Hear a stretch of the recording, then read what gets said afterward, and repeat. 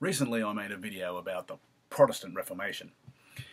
Out of the Reformation came a conflict that you should know about. Today, the 30 Years' War, on Moments in Minutes.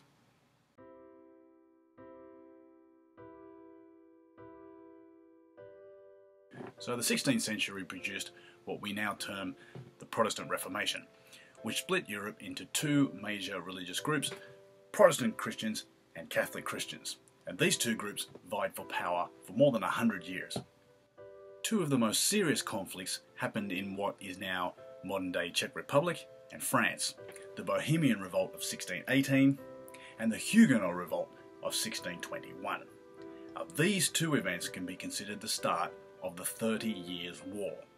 The intensity of these revolts brought the most powerful empires of Europe at the time, the Ottomans, the Danish, the French, the Swedish and the English, into this religious upheaval.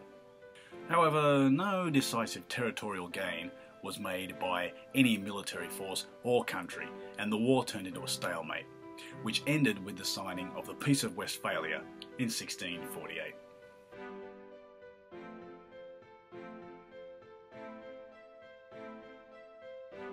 You might think that a war that occurred in the 17th century would have little bearing on today's world, but the Peace of Westphalia changed the world in two main ways, and these still affect modern global politics.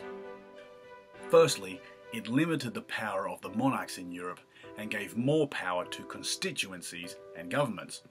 While there are still monarchs and royal families in some of the most powerful countries in Europe, their power has been scaled back to the point where their biggest impact is in charity and aid work. The shift in power from monarchs to governments led to the second development, and that was the birth of the modern nation-state.